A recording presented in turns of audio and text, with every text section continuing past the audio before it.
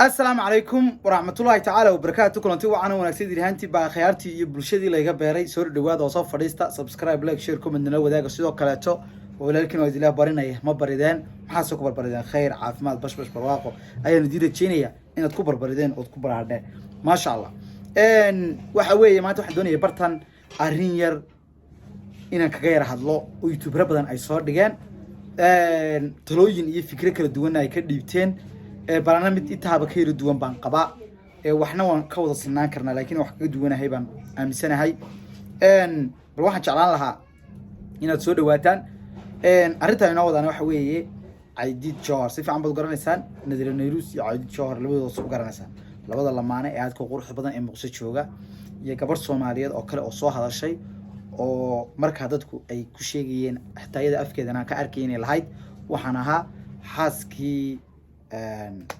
maxay ahaday Aidid Johar marka baraha soo fariistay baraha bulshada soo fariistay ma fahanteen okay bal waxaan doonayaa in muuqaalka marka hore aan wada daawano kadibna marka hadal ka dhiibano inaan wixii horta eegno Soomaa muuqaalka inanta ayaa jeclaan lahaa inaad xoogaa ila yara fiirsataan kadibna tan yara qabano kadibna aragti aynu ka dhiibano ee ila daawada okay waa idin sheegaa bis وبحي أنا أسمي متأثرون كده وبحي لينك يا أصوب بحي وحلا إثيوبي ما أوكي إثيوبي أدينا ولا مركز حقولها هنية حتى أتجبهن ست أمريكا أديس ما إسقابين ولا لو قاعدي مدحي برتا الأمريكا أديس أنا ما بحي مربي كل وفاة تسوي هذا ليسو يو هوش هاي كهذا ليسو ماشي أوبد بمركانتي marna waxay keentay inay hadaladeedu ay ku jiraan kala waan isqabi jirnay marna ay leedahay wiiga dhoofay anaga warqada ka dalbado yiri ima qabaysid maadaama halka tagaysid waxyaabo noocaas isku dhex jira marka ay ku socono macnaha wili waxba isku dhex qadsan bayna hadalada kala gurtiin weegeena iyo bayna wili saas ku dhex daadsadaan ila eeg okay walaa nolol qurux badan aan ku nooleen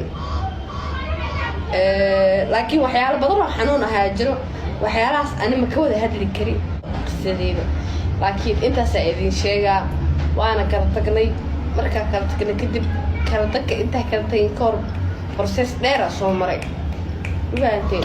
adi nolosha xanuun badan ah soo maray alxamdulillah laakiin waa ka fiicanahay saasi taani waa wiil walaalkay ah hadda naagu qabaa family leeyahay anina sidoo kale waxa isku haysanaa bijirinbo waa hagaag inta ay ka badan ma sii daawan karayno inta hadalladooda isku dhex daadsan yihiin laakiin naga kala qoranayna badaba inagu wax u fiirsanayna inaga kala saaranayna kow waxay tiri ubad biiga soo kaxaystay oo ubadkiisa isagu dhalay laba waxay tiri sidoo kale gabadh buu qabaa aniga nin bay qaba iyada afkeeda ka tiri saddex waxa ay leedahay ninka iyo reerka iska daaya qayb kamid ah markaad u fiirsato oo la hadlina macnaha waan kala dhamaanay isna reer buleeyana reer baan leeyahay qofta media ka tawayada horta waa mid ma haddii uu gabadha qabo hadduu gabadha qabo gabadhaas xaq bay u leedahay inay hadasho inkastoo aanay xaq ugu lahayn badan media ka dhex qaybsan media waxba u tireen hadalaan waxba u tireen waa gabadh xaq u leh isagana waxay dadka tusi kartaa un haddii uu qabo inuu yahay khayr mas'uul labadiisa xaas u kala yaxanaya oo aanu cadaalad sameeyeen marka haddii ay leedahay maanta wuu i qabaa oran lahayd talan barta ka fari lahaa waxaan fari lahaa tala loo sheegi jiray nin laba xaasle saddex xaasle afar xaasle ah wixii loo oran jiray baan oran lahaa waa hagaag haddaba waxay taagan tahay gabadh buu qabaa oo ognay taas inay noo sheegto ma ahan aanu i qabaa anu waxaan u dareysanayn gabadhaasi inaanu inoo sheegaynin inuu uba dayacay inaanu inoo sheegaynin inuu maxay ahaday ninkaasi gabadh hore soo guursaday ee waxa gabadhaasi inoo sheegayso in ay tahay gabadh uu qabi jiray Aidid Johar waa hadalkan u fahmay waayo wax ay ujeeda ah oo meesha ku jira ma jirto haddii ay leedahay ubadkayga qurbuhu joogay uu soo qaatay qayb kamid ah ku jirta oo ah ubadkayga uu iga soo qaatay haddii ubadkiisa soo qaatay isaga ubadka dhalay isaga ka mas'uula adiguna hooyadii baa taa waa dhashay xaq baan adu leedahay hooyada ba mudan oo ubadkeeda la leeyahayba hooyada ayaaba saddex jeer mudan lagu leeyahay ubadka uu ka soo qaatay diinta iyo qowlka ilaahay iyo axaadiistu waxay ku arooriyaan sheegayaan intuba in ilmaha aabaha iyo hooyadu ay dhalaan ay saddex jeer hooyadu ka mudantay oo ubadka loo sheegay leeyahay hooyo kadib aabo eegada marka ubadku kuwa sidaa diintu kugu adkaynaysa leeyahay ubadow ilaaliyo waalidka hooyadiin iyo aabihiinba waayahay